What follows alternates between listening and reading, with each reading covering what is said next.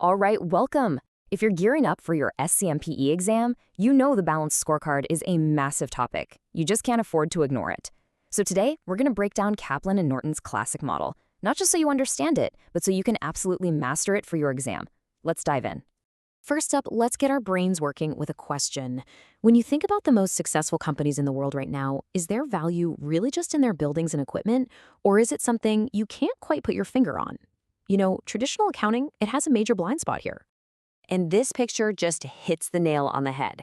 We're talking about the skill of your people, the power of your brand, the loyalty of your customers. These are the real engines of modern business. But guess what? They don't show up as neat little line items on a financial report. So here's the crucial point. We're in the information age. Winning isn't just about managing money anymore. It's about taking these invisible, intangible assets and putting them to work. Relying only on financial numbers is like trying to fly a plane with just a fuel gauge. I mean, it's important for sure, but you're missing almost everything else you need to actually fly the plane. So, if the old way of measuring success is incomplete, what's the fix? How do we get the whole story? Well, the answer really lies in getting a more balanced view. And that's where the balanced scorecard comes in. Think of it as a strategic dashboard for the whole company. It moves way beyond just the financials and gives you a comprehensive look at the business from 4 different but totally interconnected perspectives. It's all about connecting what you do today with where you really want to be tomorrow. Okay, this right here is the heart of what you need for your exam. We're about to dissect each of these 4 perspectives. We'll cover the logic behind them and then, most importantly, the exact keywords that are going to get you full marks. Let's kick things off with the one everybody's familiar with, the financial perspective.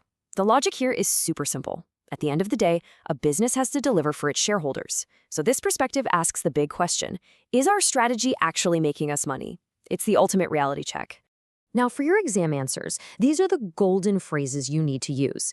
You want to talk about how financial goals confirm the success of your strategy implementation. You need to mention that they link business objectives to corporate strategy. And this is critical. They provide a focus for the other 3 perspectives. Remember that. Everything else has to eventually drive financial results. Let's make it real. Imagine a tech startup. We'll call them SYNCUP. Their CEO doesn't just say, let's make more money. They set a really clear, measurable target. Grow revenue by 25% this year. That single financial goal is now the North Star for every other decision in the company. That's the financial perspective in action. Next up, the customer perspective. So how are you going to achieve those big financial goals? By creating and keeping really happy customers. The logic here is all about shifting your focus outside your own walls and asking, what do our customers actually want? And are we delivering it?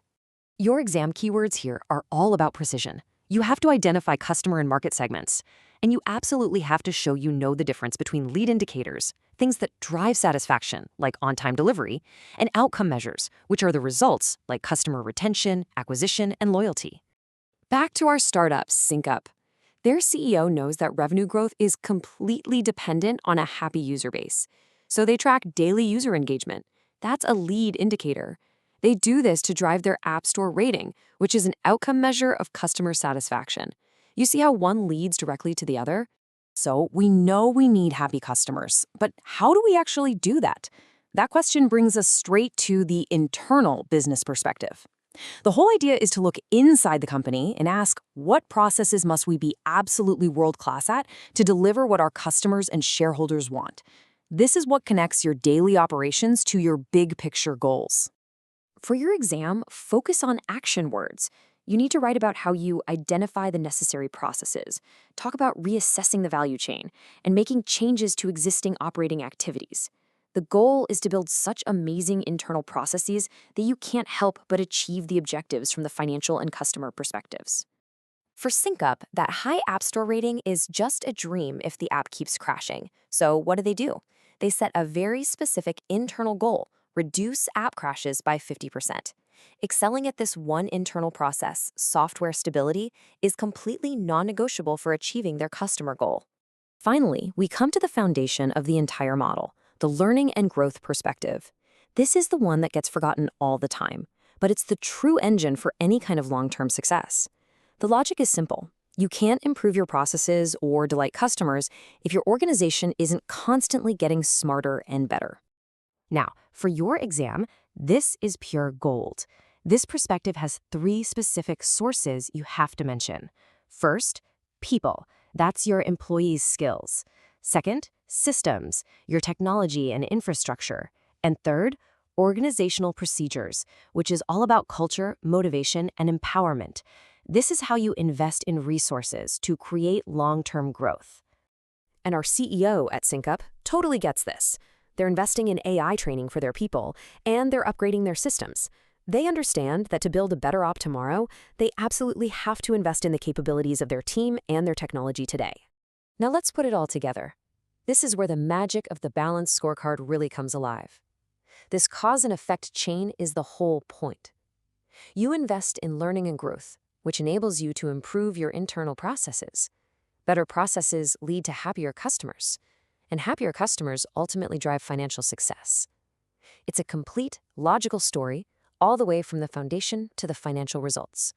Okay, let's lock this in with a quick recap. First up, financial perspective. The core question, how do we look to shareholders? This is your ultimate outcome. Next, customer perspective. The question, how do customers view us? Remember, happy customers are what gets you to that financial goal. Then, internal business perspective. At what must we excel? These are the things you have to do incredibly well to satisfy those customers. And finally, the foundation, learning and growth. How do we continue to improve? This is what fuels everything else for the future.